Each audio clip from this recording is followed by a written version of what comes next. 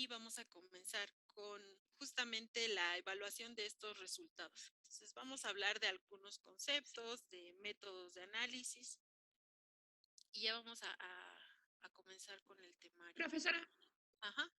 creo que no está grabando. Es que grabo con otro programa, no con el de Zoom. Ah, ok, vale. Sí. Lo hago para evitar que interfiera con el internet y que se pierda menos también. ¿Ya ven mi pantalla? Ya. Ok, entonces vamos a comenzar con la primera unidad, que es la evaluación de resultados asociados a la medición instrumental. Es propiamente la introducción a esta asignatura. Y les decía hace un momento en la presentación que está conformada por 3 temas. Es el estudio de la concordancia de una medición instrumental, que es propiamente qué incluye un instrumento, el estudio de la relación entre ese instrumento y el ruido, y el estudio de la preparación de las soluciones estándar.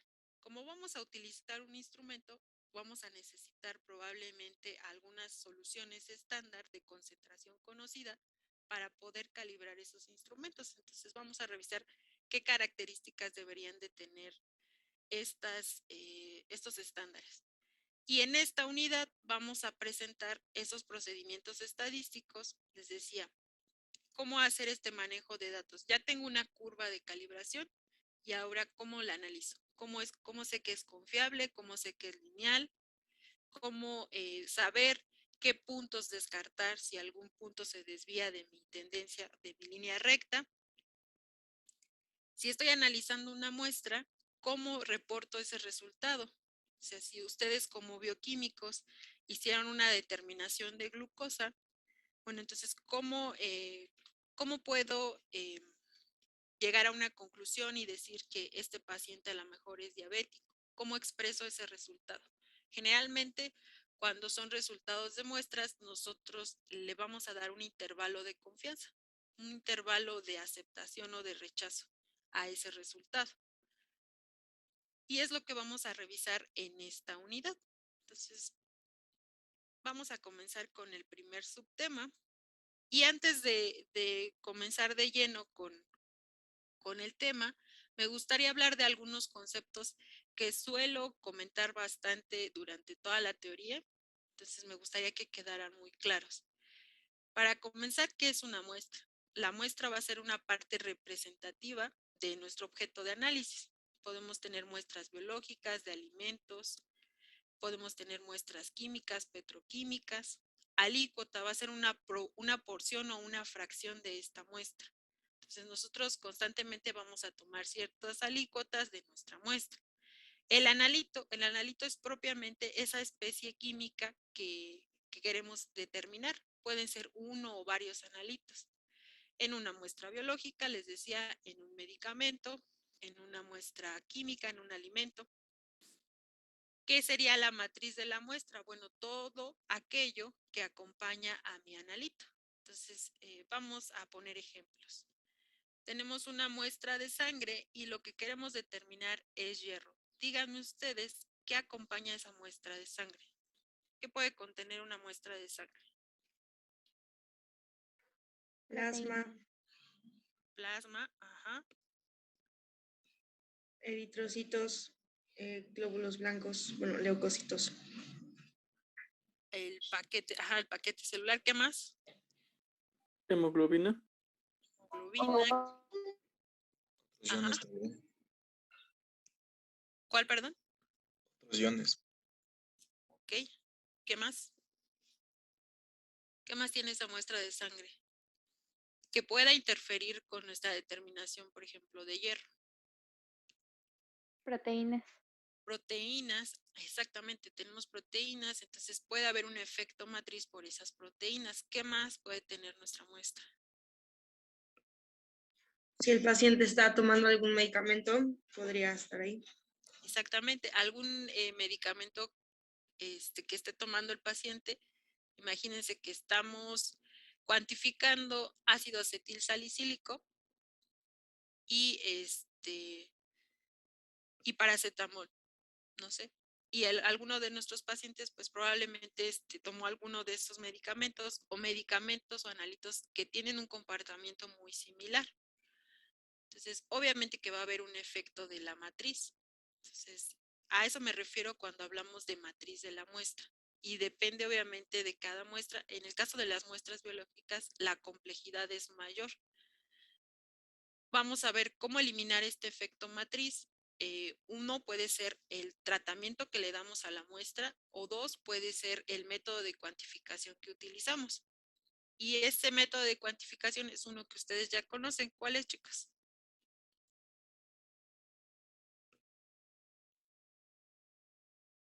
¿Qué método de cuantificación me permite eliminar el efecto matriz? Era la curva de adición patrón, ¿no? Exactamente, la curva de adición patrón. ¿Por qué? Porque nosotros adicionamos de manera constante a nuestra muestra problema. Entonces, si yo quiero cuantificar potasio en una muestra, yo adiciono esa muestra de manera constante en mi curva de adición patrón. ¿Qué otro concepto vamos a utilizar mucho? La técnica analítica. La técnica analítica va a ser el medio para que nosotros podamos realizar este análisis químico. Ya vimos que hay diferentes técnicas analíticas o técnicas instrumentales. El método analítico es el que junto con la técnica analítica nos van a permitir llegar al resultado final. Y por método analítico, pues ya sabemos que está la curva de calibración, directa, indirecta, la curva de adición patrón directa, indirecta, las curvas de valoración, el método de factor respuesta y bueno, veremos toda una amplia gama de métodos analíticos. Entonces, estos serían los conceptos que más vamos a repetir durante todo el semestre. Les decía, hay diferentes métodos de análisis. Alguno de ustedes mencionaba al inicio métodos gravimétricos y efectivamente esos métodos de análisis son métodos clásicos donde nosotros generábamos una precipitación y ese precipitador al que nosotros pesábamos, por diferencia de peso, pues nosotros sabíamos realmente qué cantidad teníamos de ese analito. Hay otros métodos clásicos como podría ser el de extracción, a lo mejor una extracción líquido-líquido, una extracción en fase sólido y otros métodos clásicos como podría ser una medida volumétrica, como lo es la destilación. Pero en esta materia en particular nos vamos a enfocar a los instrumentales. Todo nuestro análisis va a ser derivado de un instrumento. Este instrumento nos va a generar una señal. Esa señal nosotros la vamos a poder transformar y la vamos a poder interpretar y poder correlacionar con la concentración de nuestro analito. Entonces, en este instrumento, les decía, vamos a medir justamente esa señal. Esa señal va a depender del aspecto y dependiendo de esas propiedades físico-químicas, pues las vamos a correlacionar con la concentración. Ustedes ya vieron la técnica de espectrofotometría, se dieron cuenta que la propiedad que nos brinda ese instrumento es un valor de absorbancia. Entonces, ese valor de absorbancia nosotros lo podemos correlacionar con la concentración. Podemos construir o diseñar una curva de calibración y en esa curva de calibración nosotros podemos interpolar un valor de absorbancia de una muestra problema y saber realmente cuál es su concentración. Lo mismo va a pasar con todos los instrumentos. Vamos a tener una señal de ese instrumento. Les decía, puede ser un valor de absorbancia, un valor de corriente, un valor de potencial, un valor a lo mejor de área, de altura, si estamos hablando de cromatografía de líquidos o de gases.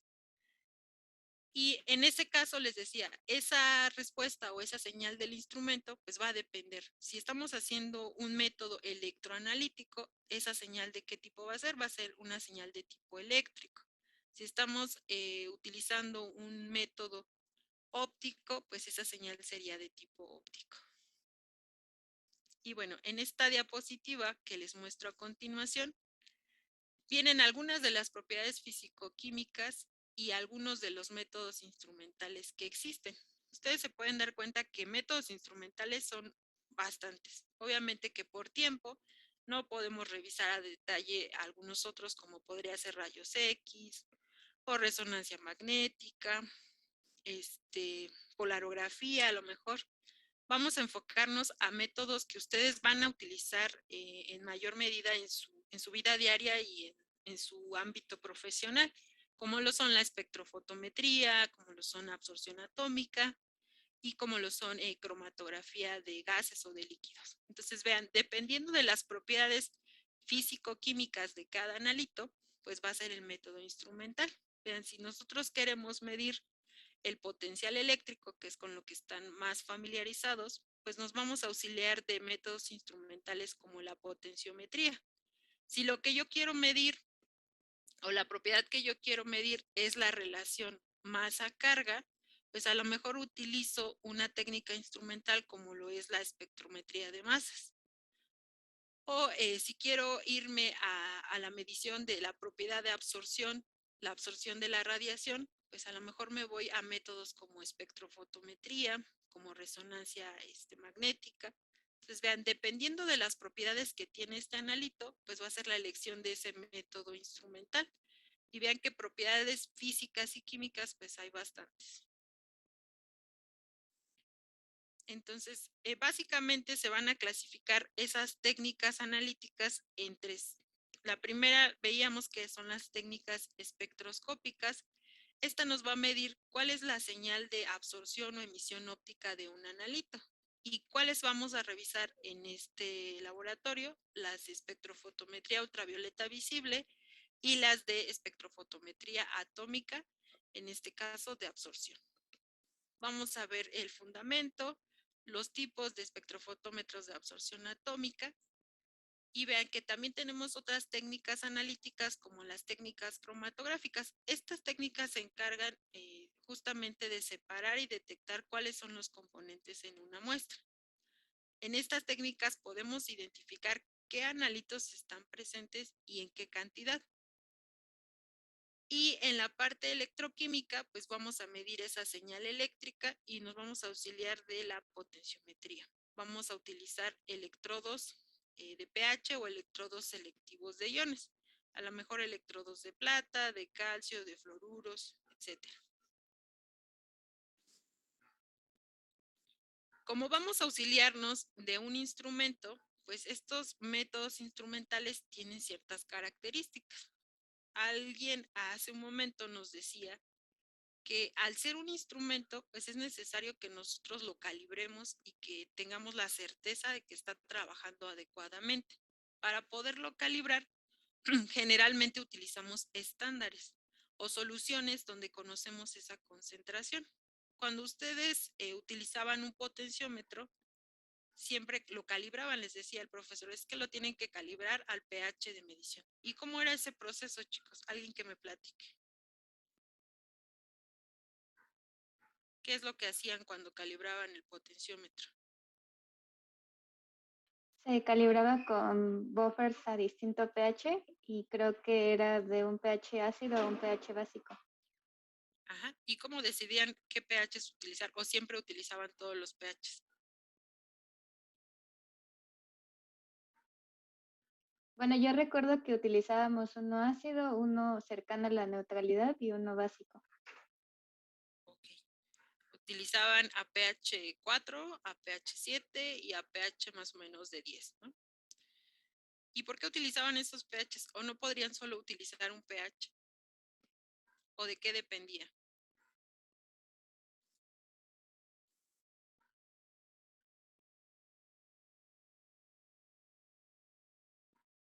¿Qué recuerdan de su laboratorio de química analítica básica?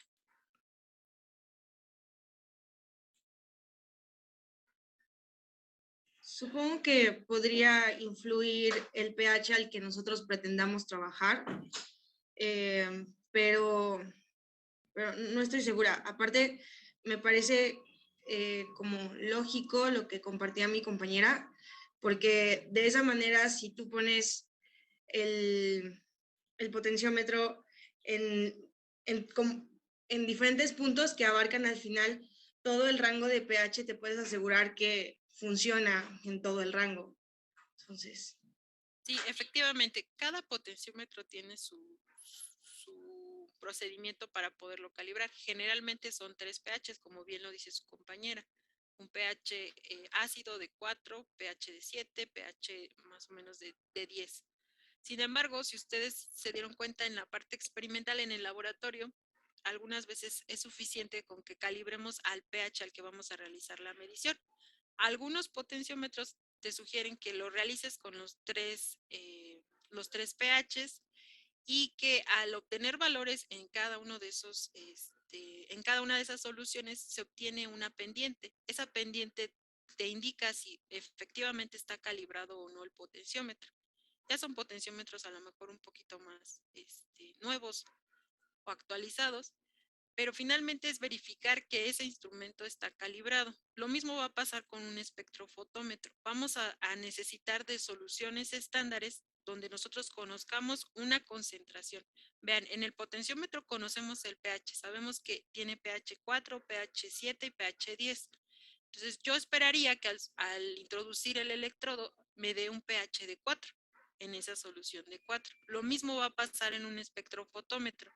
Yo voy a tener una solución estándar con una concentración conocida y yo esperaría que a cierta longitud de onda esa concentración pueda corroborarla. Entonces vamos a necesitar soluciones de concentraciones conocidas. Lo mismo va a pasar con los cromatógrafos de líquidos o de gases. Vamos a tener ciertos estándares o ciertos analitos que ya nos dan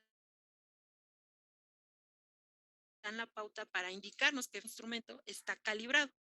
Entonces, vamos a requerir de ciertos estándares o de ciertos patrones para poder realizar la calibración. ¿Y qué pretendemos? La finalidad es saber que el instrumento está calibrado y que los datos que vamos a obtener de manera experimental van a ser datos confiables. Si vamos a utilizar un espectrofotómetro, bueno, que esos valores de absorbancia, cuando yo realice una curva de calibración, van a tener a lo mejor un comportamiento lineal en el que yo voy a poder correlacionar esa señal o esa absorbancia con la concentración de mi analito. Este instrumento de análisis obviamente va a tener diferentes componentes. A grandes rasgos, cualquier instrumento de análisis pues debe de tener una fuente de energía que va a ser un estímulo. Esta fuente de energía, si estamos hablando de un espectrofotómetro, va a ser una fuente de radiación. Ustedes saben que los espectrofotómetros tienen lámparas, dependiendo de cada región, si estamos hablando de la región del ultravioleta o si estamos hablando de la región del visible. Entonces, ese es su estímulo, la fuente de radiación. Y necesitamos un sistema objeto de estudio. ¿En dónde estaría nuestro sistema objeto de estudio, chicos? En un espectrofotómetro.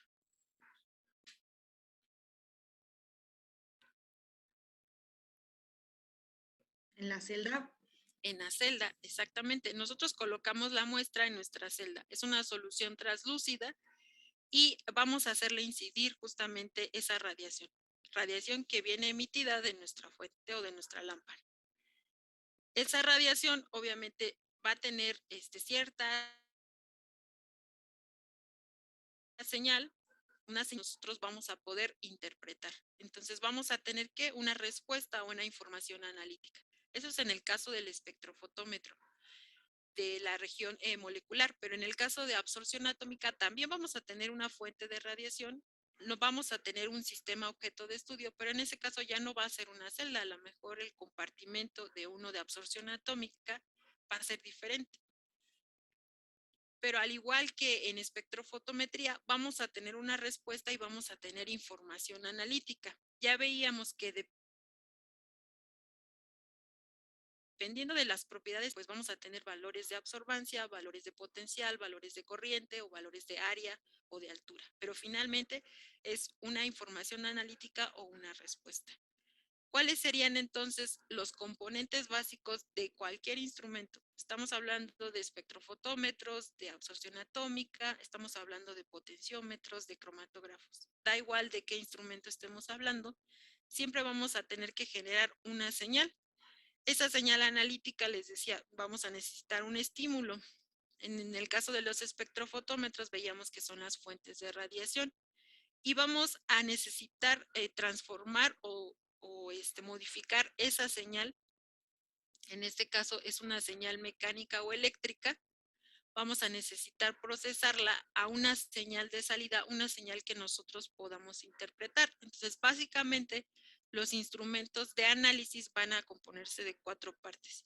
El generador de señales, un transductor de entrada o de salida, un procesador de señales, que les decía, al final nosotros vamos a obtener un valor. Lo veíamos con potenciometría. Tenemos un potenciómetro, introducimos el electrodo y medimos el pH.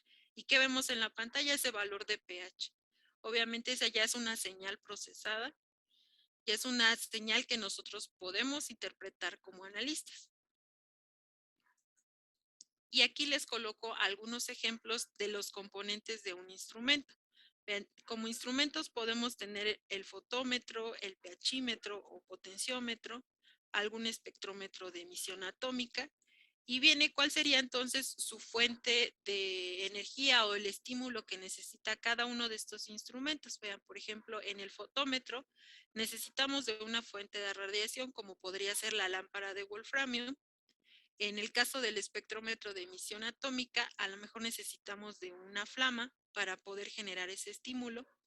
En el caso del pHímetro, pues nosotros necesitamos un electrodo de vidrio. ¿Y qué vamos a obtener? Bueno, vamos a obtener una señal analítica después de hacerle incidir esa energía o ese estímulo. Y esa señal analítica, vean, depende mucho, obviamente, del instrumento y del analito. Entonces, vean, esa señal analítica puede ser el haz de luz que yo estoy incidiendo con la fuente de radiación, puede ser a lo mejor la corriente de la celda o la actividad del ion hidrógeno. Obviamente que va a depender de qué instrumento y de las propiedades de este analito.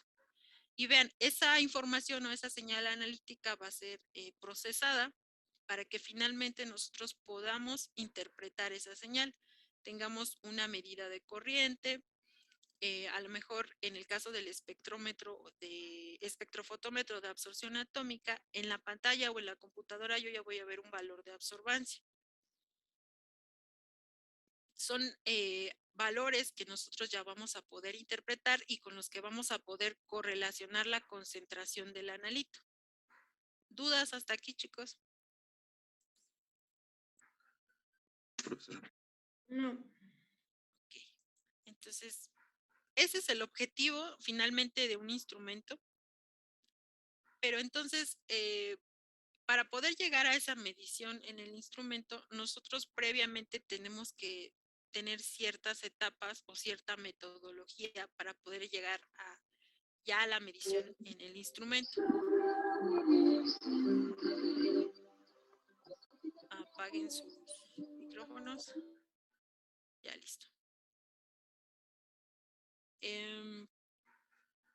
Les decía, necesitamos de ciertas etapas de una metodología analítica para poder resolver un problema. Yo les decía hace un momento que el objetivo del análisis instrumental es resolver un problema en específico. Entonces, para poder comenzar cualquier metodología analítica, lo primero que tenemos que hacer es definir justamente cuál es ese problema. Y al definir ese problema, nosotros podemos seleccionar cuál es el método más adecuado. Obviamente que esa es la finalidad de este análisis instrumental o de esta asignatura, que ustedes ya tengan la capacidad de ver el problema, de que llegue su jefe y les diga, quiero que analices esta muestra, que ustedes tengan la capacidad de decir, bueno, el analito tiene estas propiedades, por lo tanto lo puedo determinar por espectrofotometría o lo puedo determinar por cromatografía.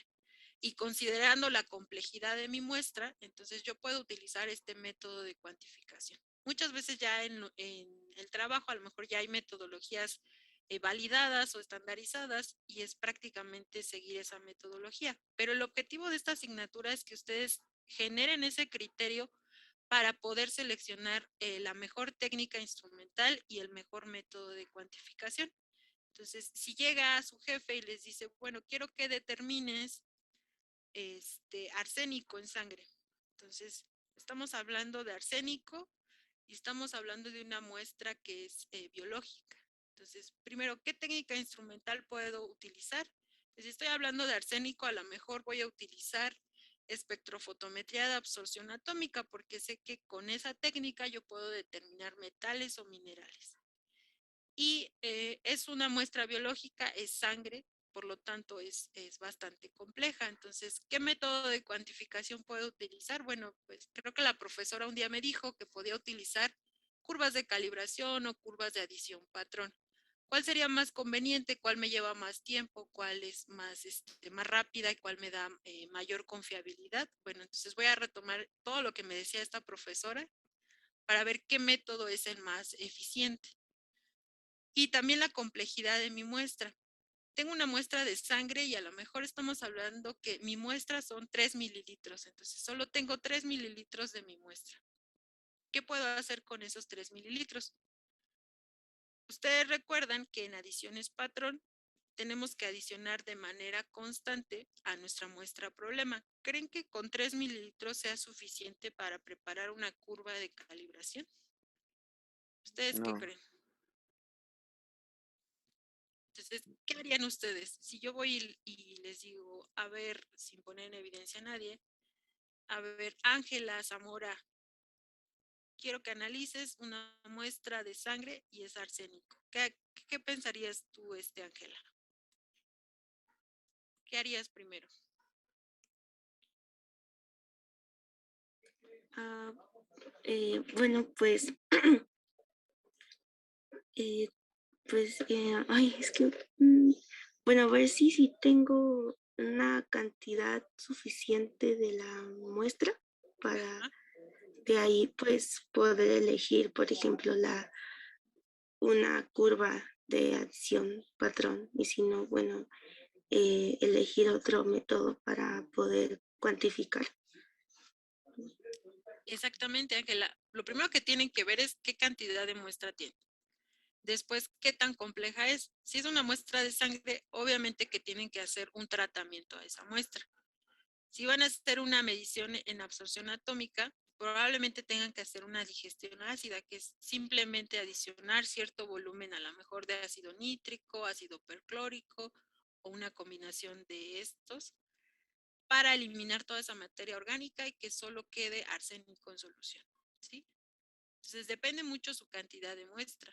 Entonces vean qué tan importante es que primero definan el problema, elijan el método de cuantificación y la técnica instrumental.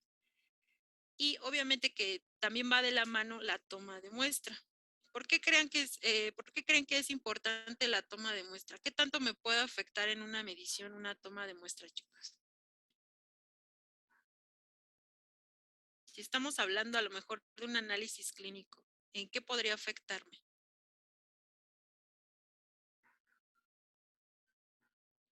En que los resultados que tengamos no sean reales por la falta de esa toma, bueno, por alguna falla en la toma de muestra que llegue a afectar el resultado o que llegue a interferir.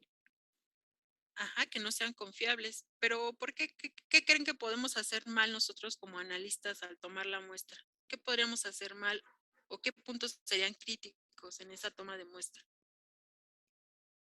¿podríamos causar la hemólisis, por ejemplo, en una muestra de sangre?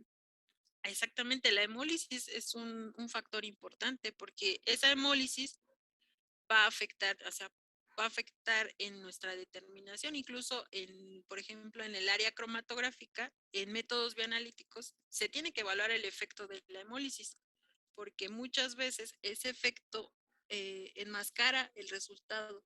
Podemos estar haciendo una subestimación de ese resultado. Ajá, Hanna. Es que la toma de muestra también depende mucho del método que nosotros hemos elegido para analizar, ¿no? Porque dependiendo del método, se requiere que la muestra tenga ciertas características. Entonces, si no tomamos en cuenta eso, pasa lo que comentaban mis compañeros.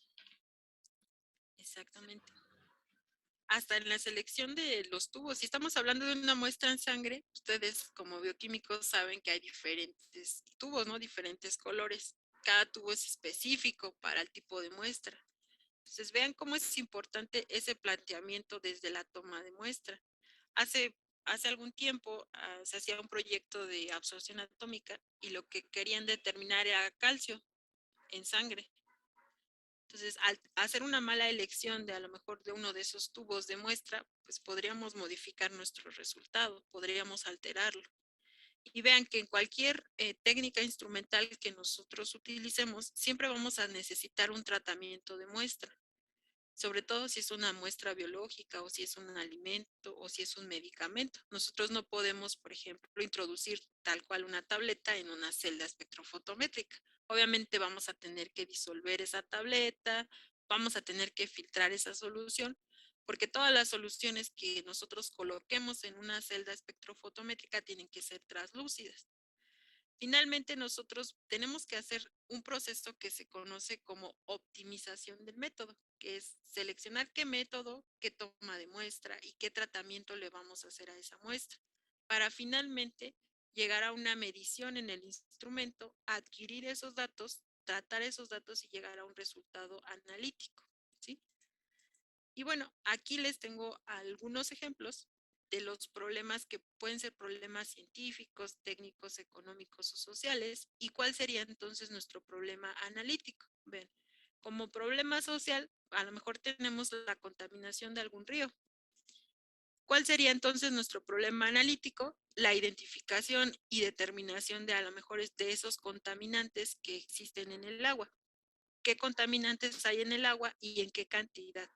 Y si esos contaminantes están a lo mejor dentro de los límites permisibles, estamos hablando de contaminantes muy tóxicos, bueno, si están dentro de esos límites o qué podemos hacer. Y vemos algunos otros problemas científicos, como podría ser la adulteración a lo mejor de un aceite, o la adulteración de alguna bebida, o la toxicidad de los juguetes para bebés. Esta a lo mejor es un poquito relevante. ¿Cuál sería entonces nuestro problema analítico en esa toxicidad de juguetes? Bueno, a lo mejor determinar cuál es la cantidad de cadmio en estas pinturas que se suelen utilizar en los juguetes. Entonces, vean, siempre vamos a tener que establecer cuál es nuestro problema analítico y en un análisis instrumental siempre tenemos que resolver un problema. Nunca olvidemos la parte social o nuestro problema por resolver.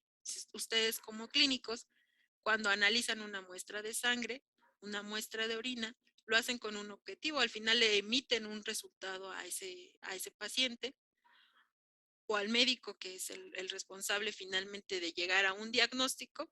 Entonces vean que todos estos resultados pues van a ser importantes y siempre vamos a derivar de un problema analítico. ¿Algún problema científico? A ver, ustedes pónganme un ejemplo de un problema social y cuál sería su problema analítico en su área.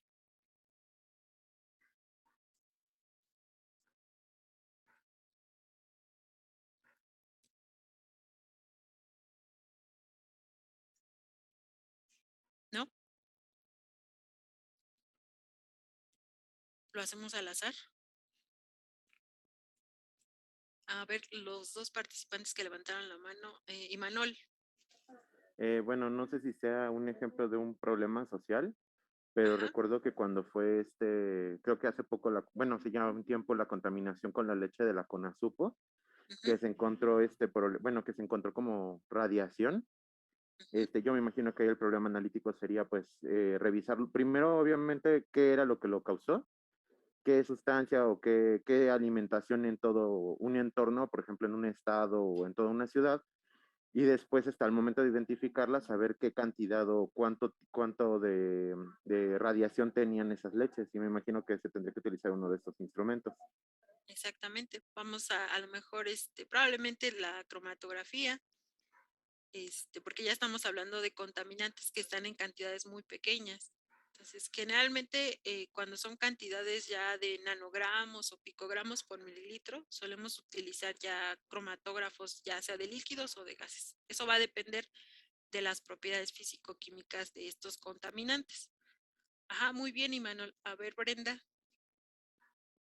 Puede ser que un problema social, que es la intoxicación que se esté presentando en una región, y ver si el agua, por ejemplo, de la llave que toman o el agua de garrafón puede presentar algunos contaminantes, pues que nos hagan presentar también intoxicación.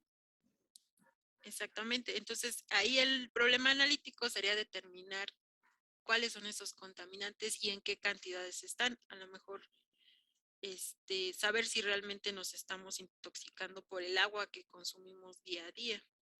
Adelante, Ángel. Bueno, pues recuerdo que también haber visto que un constante sometimiento al estrés puede generar un incremento en la glucosa en sangre, pues en cualquier organismo eh, más complejo.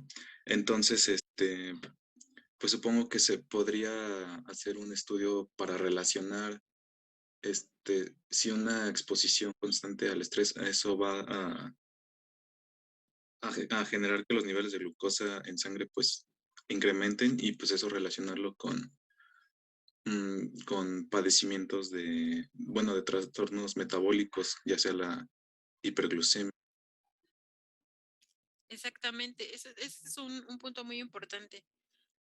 El problema social es el estrés. El estrés lo tenemos en el día a día, en nuestro trabajo, en nuestra familia, en la calle, donde sea, ¿no?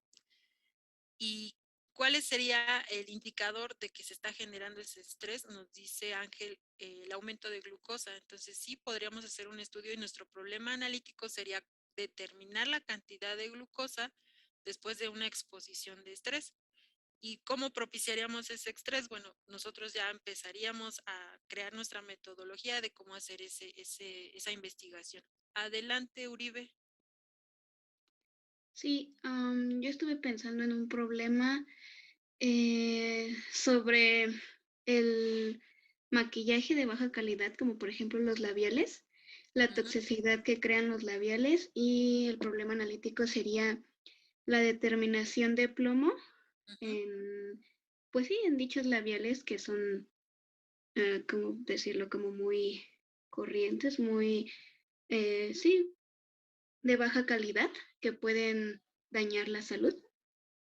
Sí, exactamente. Con algunos labiales, como bien lo menciona su compañera, el adicionarle plomo hace que justamente el color o la durabilidad aumente en ese maquillaje. Entonces, sí, como ella lo expresa, saber cuál es la confiabilidad de esos maquillajes, cuál es el grado de contaminación o de toxicidad, y el problema analítico sería determinar la cantidad de plomo en esos labiales. Sí, efectivamente. ¿Alguien más?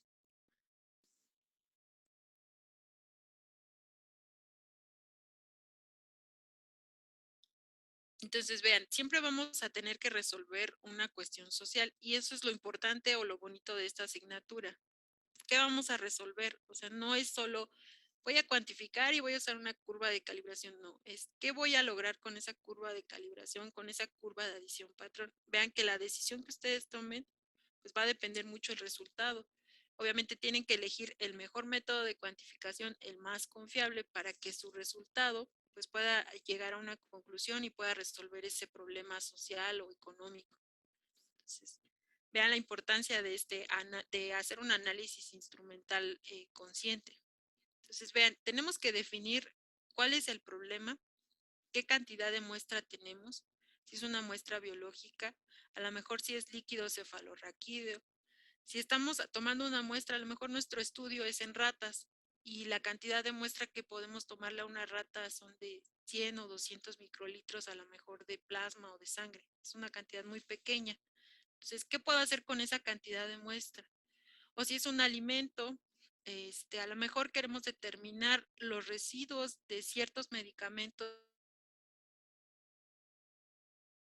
en una muestra biológica, riñón, músculo, y saber si todavía esa cantidad de medicamento que está en este alimento, pues no me va a causar alguna intoxicación. Generalmente todos los medicamentos cuando van a ser sometidos a un registro, cuando van a obtener un nombre, un marbete, una presentación, tienen que comprobar que después de cierto tiempo esos medicamentos o esos residuos en los alimentos no van a causar esta toxicidad. Entonces, generalmente las industrias farmacéuticas suelen hacer estos estudios de determinación de residuos en alimentos. Entonces, tendrían que evaluar qué cantidad de muestra tienen y para qué, cuál es el objetivo de ese problema. ¿Qué componentes tiene la muestra? Eso va a ser muy importante. Generalmente en esta materia casi siempre les asignamos un proyecto Y en ese proyecto lo más importante primero sería que ustedes investiguen todos esos componentes de su muestra. ¿Qué compone su muestra? Si es una muestra biológica, si es una muestra de músculo, ¿cuáles serían mis posibles interferentes? Y cuáles serían las propiedades físico-químicas de mi analito o de mis analitos de interés. Si estos analitos son volátiles, si no son volátiles, y cuántas muestras voy a analizar. Eso te están trabajando, no van a analizar una o dos muestras, probablemente son hasta 300 muestras por día, eso obviamente depende del área en la que ustedes estén laborando. Entonces, dependiendo de la cantidad de muestras y del volumen de muestras, pues yo voy a establecer qué técnica instrumental es la más idónea y también qué método de cuantificación. Porque imagínense que tengo 500 muestras y que yo como analista decido hacer curvas de adición patrón. ¿Cuál sería la característica o la desventaja de utilizar curvas de adición patrón? ¿Quién me dice? Que necesitamos disponer de bastante muestra de la que vamos a analizar para poder realizarla. Una, necesitamos más muestras. Dos, ¿qué más? Son 500 muestras. ¿Cuántas curvas de adición patrón tendría que hacer para llegar a un resultado?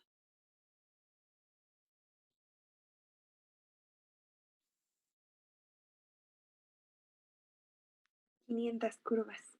500 curvas, porque recuerden que en adiciones patrón voy a preparar una curva de calibración por cada muestra. Entonces, si yo tengo 500 muestras, tengo que hacer 500 curvas. Imagínense haciendo 500 curvas y su jefe quiere los resultados para ayer. Obviamente que no les va a dar tiempo. Entonces, ¿qué otro método de cuantificación les podría permitir preparar solo una curva e interpolar todas las muestras que quiera? También Una curva de calibración. Una curva de calibración, ajá. Tenemos que preparar una curva de calibración, diferentes concentraciones, y yo puedo interpolar cualquier propiedad de cualquier muestra en esa curva de calibración. Obviamente que esté dentro de ese intervalo de concentraciones.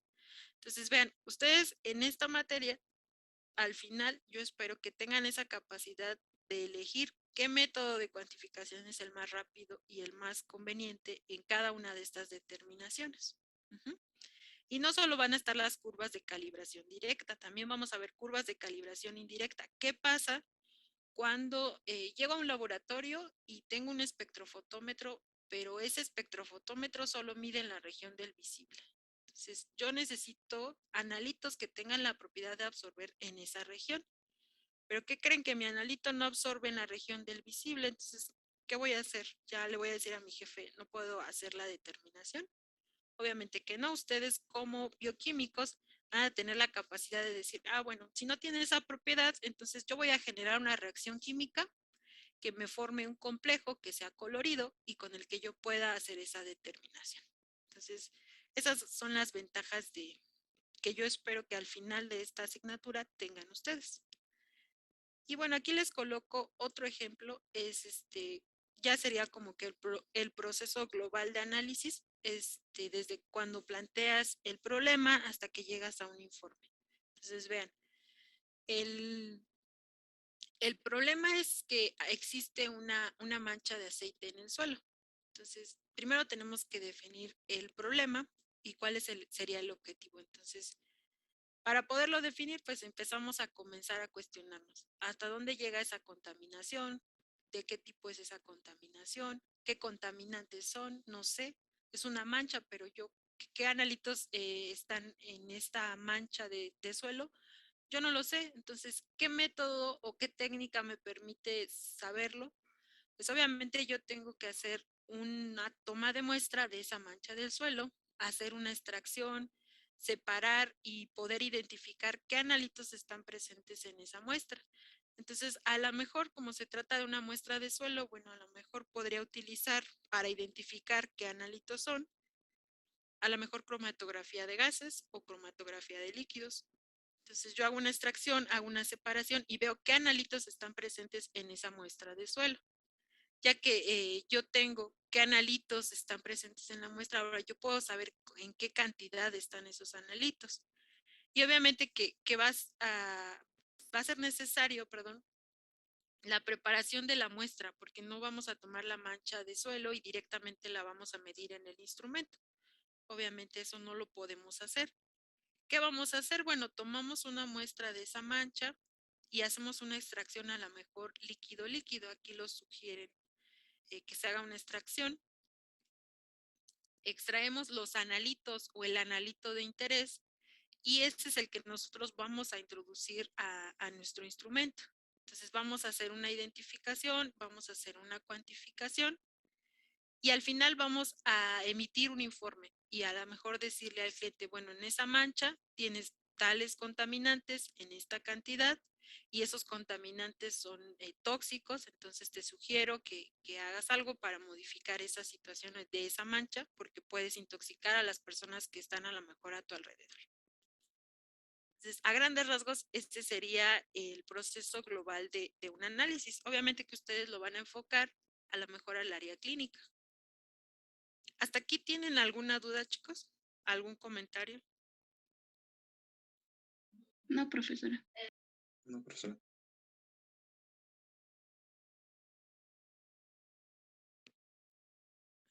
Permítame tantito, chicas. Ok.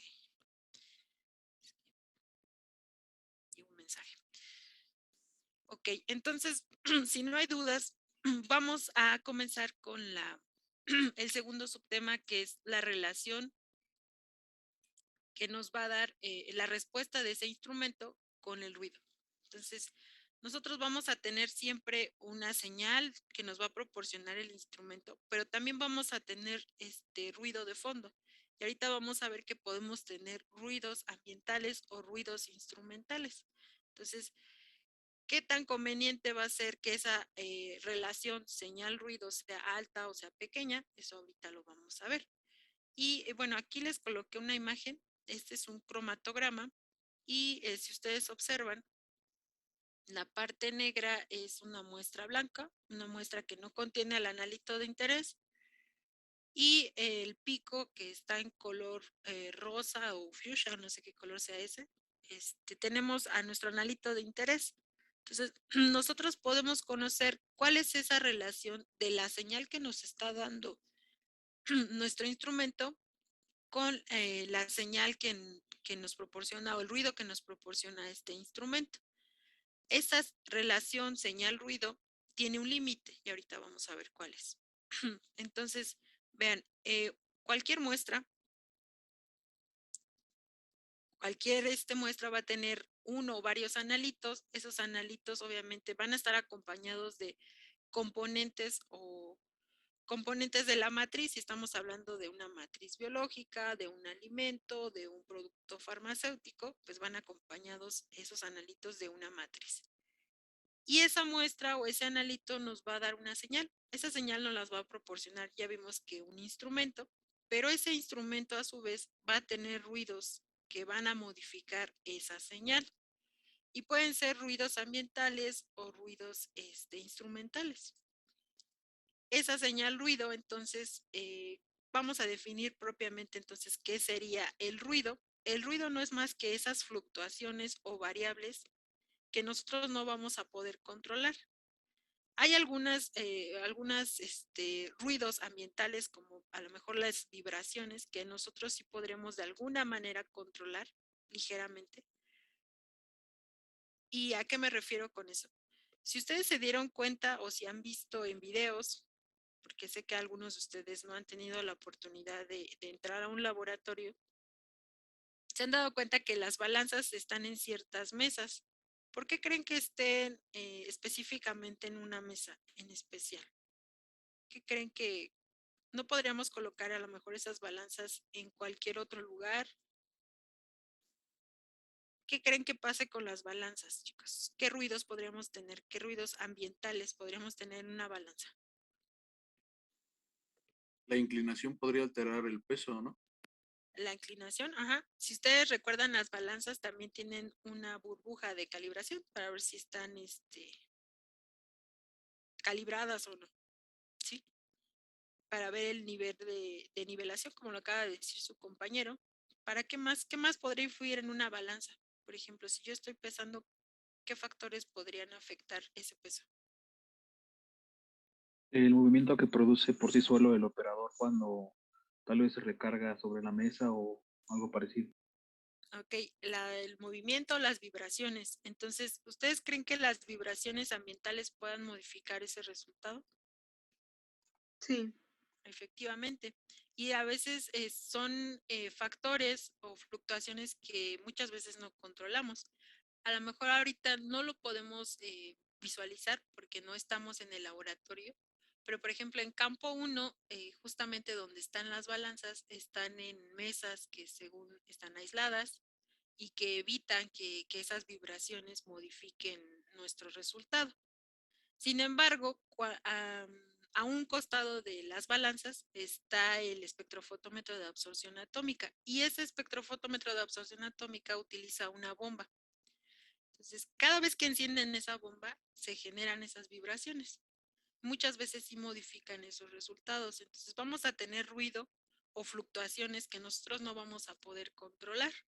Y ese ruido o esa relación entre la señal y el ruido, pues sí puede modificar nuestro resultado, porque si nosotros tenemos una gran cantidad de fluctuaciones, vamos a ir perdiendo sensibilidad de nuestras determinaciones. Entonces, propiamente la señal ya quedamos que es la respuesta que nos va a dar un instrumento. Y es una respuesta promedio. ¿Y qué es eso de la señal ruido? Pues no es más que la relación entre el valor promedio de la señal de un instrumento y la respuesta que tengamos de ruido en ese instrumento. Entonces, en esta diapositiva les coloco un espectro de absorción de la hemoglobina con diferentes cantidades o diferentes relaciones de señal ruido.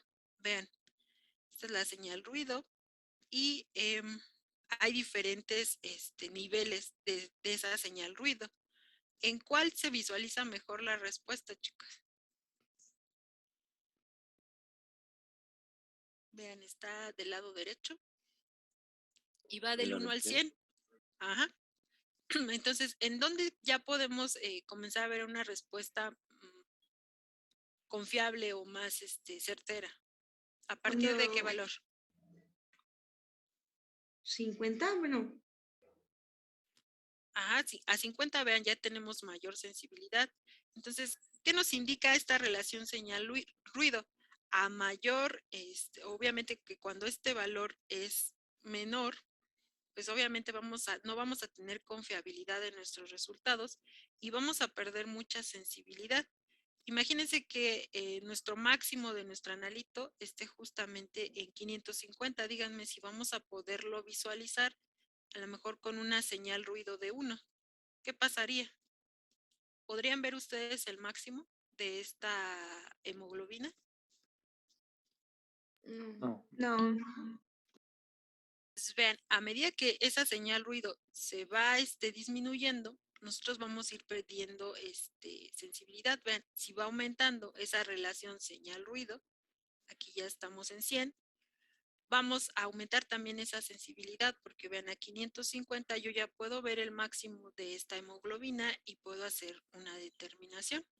Entonces aquí yo ya podría trazar una curva de calibración y medirla a 550, porque yo sé que ahí es el máximo de la hemoglobina.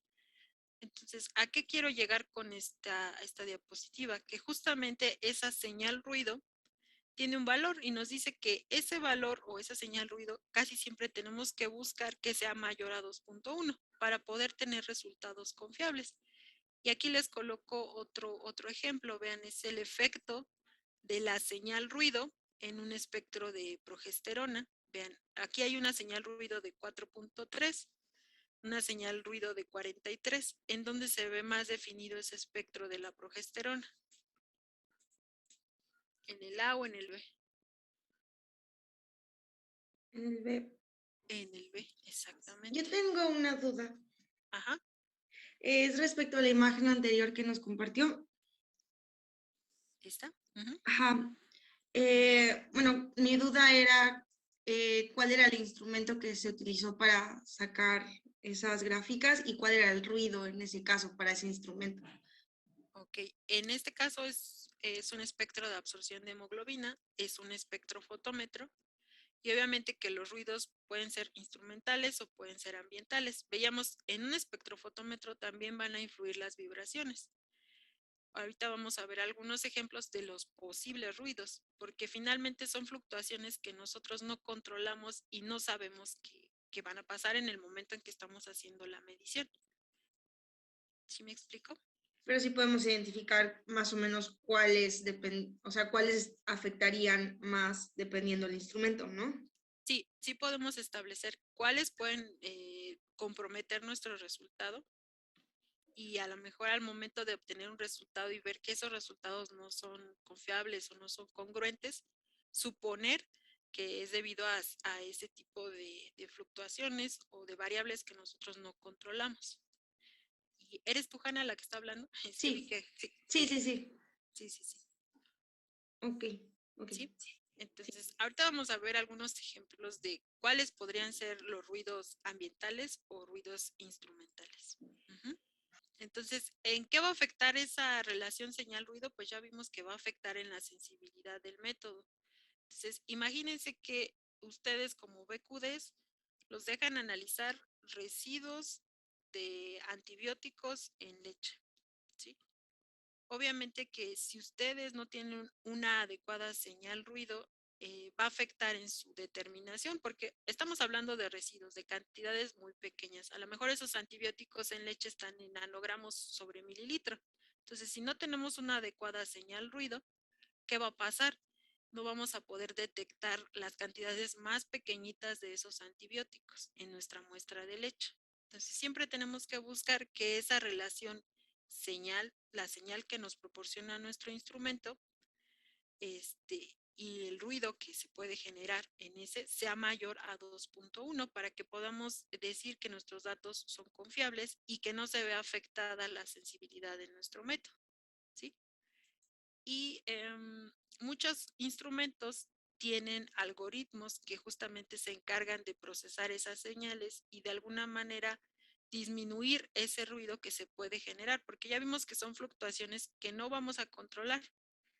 Podemos identificarlas perfectamente, pero ya al momento de la medición, ese ruido finalmente siempre va a estar ahí. Entonces, hay algunos algoritmos de algunos instrumentos que se encargan justamente de procesar esas señales y evitar o atenuar ese ruido que tenemos de fondo, ¿sí?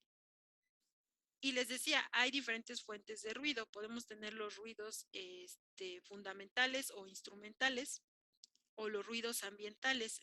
Entonces, a lo mejor en el instrumento podemos tener un ruido al momento de dejar enfriar el fotodetector. Si hablamos de un espectrofotómetro, ustedes a lo mejor les han comentado sus profesores en videos que cada vez que utilicemos un espectrofotómetro tenemos que esperar unos 10 o 15 minutos a que la lámpara llegue a su máxima intensidad. Algunos alumnos me dicen a que se caliente la lámpara, profesor.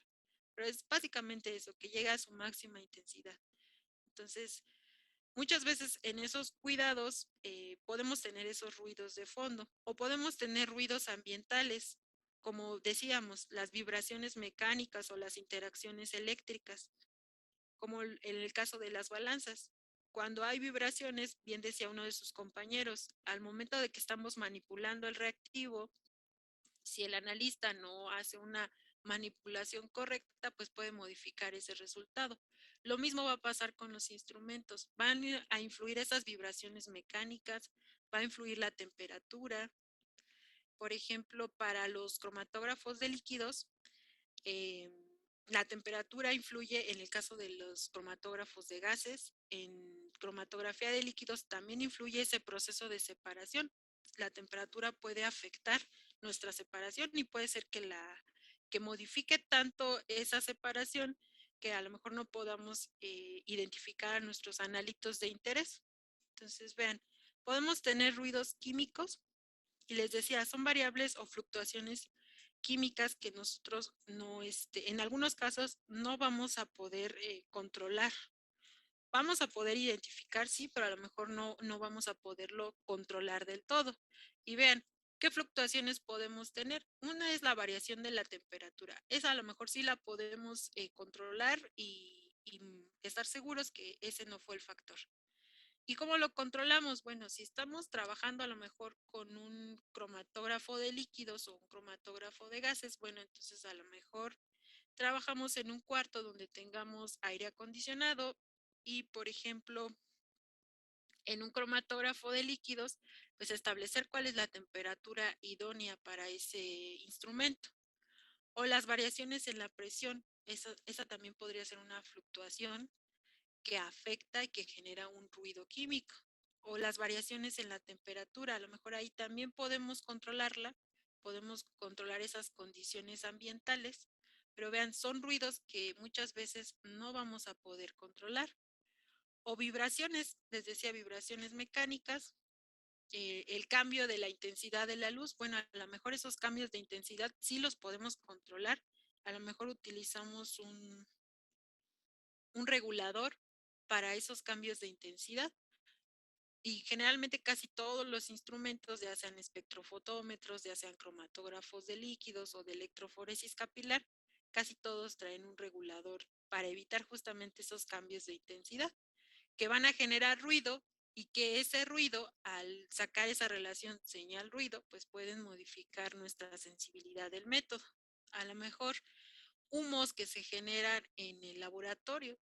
Nosotros, si estamos trabajando en un laboratorio, estamos haciendo reacciones químicas, bueno, a lo mejor esos humos pueden modificar el ruido, pueden generar ruido químico en nuestras determinaciones. Estos serían algunos de los ejemplos que nosotros podemos obtener en un ruido químico. Y vean, algunos sí los podemos controlar, podemos eliminarlos, pero no todos. Tenemos ruidos instrumentales que obviamente están asociados propiamente al instrumento. Si estamos hablando de un cromatógrafo de líquidos, de un espectrofotómetro, de un equipo de electroforesis capilar. Y hay diferentes, hay el ruido térmico de Johnson, que ya son ruidos ya muy específicos dependiendo de cada instrumento, ¿sí? Tenemos el ruido de disparo, el ruido de parpadeo o ruido ambiental. Estos ya van a ser característicos para cada instrumento. Y bueno, vamos con el tercer tema, que sería la preparación de soluciones estándar, que no sé si nos dé tiempo revisarlo, pero bueno, vamos a comenzar. Entonces, les comentaba hace un momento que generalmente cuando calibramos un instrumento necesitamos de soluciones estándares donde se conozca la concentración o se conozcan a los analitos. Por ejemplo, si vamos a calibrar un cromatógrafo de líquidos, yo ya tengo una mezcla de analitos, yo ya sé cuál es el tiempo de retención y cuál es la concentración o la respuesta que yo espero de esos analitos. Entonces necesitamos que sean sustancias que están certificadas, que sean materiales de referencia para poder calibrar adecuadamente estos instrumentos. Y bueno, esos estándares de referencia pues generalmente los vamos a utilizar o ya hay bastantes compañías que se encargan de vender estos materiales de referencia, materiales que son específicos para calibrar espectrofotómetros, cromatógrafos, potenciómetros. Entonces ya tenemos soluciones específicas. Esas soluciones que ustedes veían en el potenciómetro son materiales de referencia, son soluciones de pH. Y obviamente que también tienen un tiempo de vida, tienen que estar bajo ciertas condiciones para que los resultados continúen confiables, ¿sí? Entonces aquí les proporciono algunos ejemplos de esas sustancias o materiales de referencia.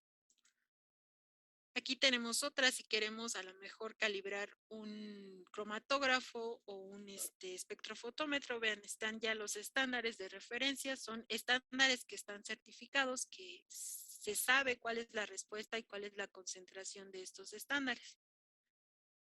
Y vean, por ejemplo, si estamos utilizando un estándar, pues tenemos que conocer la pureza de ese estándar. Merck es uno de los distribuidores que más vende ese tipo de sustancias de referencia. No es el único.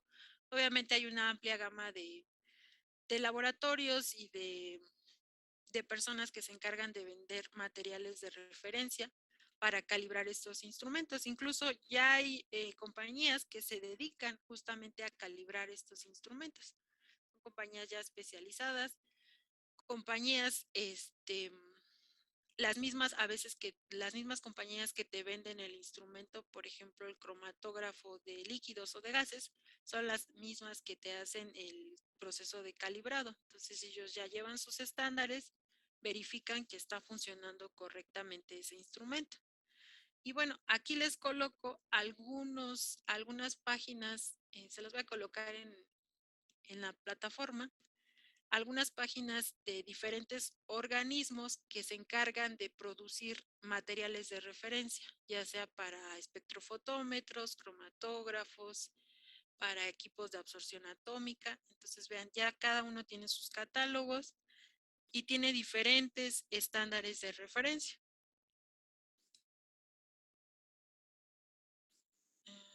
Esto, ya me acordé qué es. Entonces,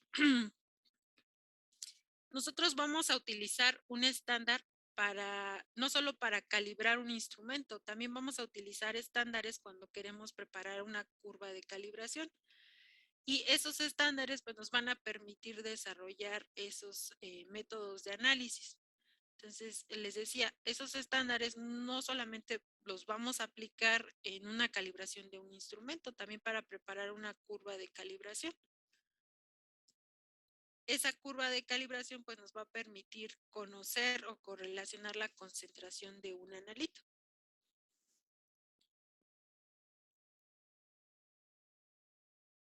Aquí en esta imagen que ustedes observan, les muestra un poco la trazabilidad de los métodos de análisis. Entonces vean, todos los instrumentos requieren de una calibración. Esa calibración obviamente va a requerir de sustancias de referencia, sustancias que estén certificadas, que me aseguren que ese instrumento está funcionando correctamente y que entonces la señal que emita ese instrumento va a ser confiable. A partir de esa señal les decía, pues yo voy a poder obtener un resultado de una muestra en específico. Estamos hablando de una muestra biológica, de un alimento, de un producto farmacéutico. ¿Hasta aquí tienen alguna duda, chicos? No, profesor. Sí. Ok. ¿Siguen despiertos? Sí. Todavía. Aquí andamos. Sí, profesora. Y profesora, Ajá. con nuestros conocimientos de química analítica y nuestra formación como BQDs, podríamos trabajar en alguna de esas empresas que se encargan de hacer las soluciones patrón. Sí. ¿Sí? Tienen todo para trabajar donde quieran, chicos. De hecho, hay muchos BQD que curiosamente se van más al área farmacéutica y a veces tienen mucho más éxito que los propios farmacéuticos. Yo creo que tienen todas las herramientas para hacerlo. Obviamente que cuando ustedes llegan a un trabajo, pues siempre van a capacitarse o a especializarse en ciertas cosas, ¿no? Pero tienen todo para desempeñarse en cualquier área. Al final de cuentas, esas soluciones patrones derivan de purificaciones, ¿no? O sea, hacer algo que esté como a una concentración en específico y llegar a que sea solamente el analito, ¿no? Sí, obviamente son sustancias que estén a esa concentración. O sea, por eso el nombre de certificadas. Okay. Por ejemplo, estas que les coloco en esta diapositiva en especial son para espectrofotómetros. Y vean, cuando vamos a calibrar un espectrofotómetro, pues se tienen que calibrar varias partes de ese espectrofotómetro, que es, si se tiene que controlar que la absorbancia, que efectivamente esté midiendo a esa longitud de onda, que exista cierta resolución. Y vean, por ejemplo, para la absorbancia, se utiliza una solución de dicromato de potasio, que también ya está certificada, vean, son ampolletas, ya tienen ciertas características, cierta concentración. Y esta ampolleta, cuando yo la introduzca en un espectrofotómetro, yo ya sé que me tiene que dar cierto valor de absorbancia en cierto intervalo. Eso es algo que también vamos a revisar la siguiente semana. Cómo reportar con intervalos de confianza para que ustedes puedan asegurar que el resultado que están obteniendo es confiable.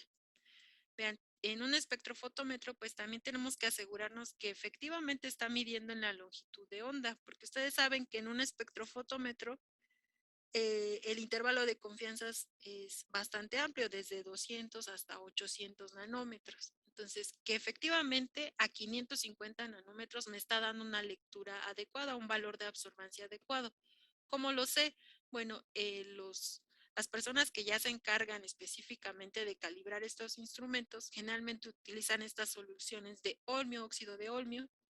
Son ampolletas, vean, también están a ciertas concentraciones y ellos verifican a ciertas longitudes si efectivamente está funcionando o no el espectrofotómetro. Lo mismo para la resolución, pero vean que para cada parámetro que tiene su instrumento utilizan soluciones específicas. O sea, solución de tolueno o de potasio o de dicromato de potasio. Pero son soluciones que ya son certificadas, que se conoce efectivamente la concentración y que saben qué resultado esperar para poder asegurar que ese instrumento, en este caso el espectrofotómetro, está calibrado, ¿sí? Entonces aquí les coloco estos ejemplos, les dejo la página por si quieren consultarlos. Y no sé si tengan alguna pregunta, alguna inquietud. Me gustaría comenzar con el análisis estadístico la siguiente semana, porque eso va a implicar un poquito más de tiempo y porque necesito que para esa sesión, que es la siguiente, ustedes, si es posible, ustedes tengan a la mano su programa de Excel para que podamos ir analizando esos datos, ¿sí? No sé si tengan alguna duda, alguna cuestión de la presentación, de lo que revisamos el día de hoy. Si se dan cuenta, fue una breve introducción. No, profe, todo en orden. No, profesora, todo ninguna. bien. No, profesora. ¿No? Bueno, chicos, pues si no hay dudas y solo por el día de hoy, nos vamos a ir un poquito más temprano. Y entonces la sesión de el próximo miércoles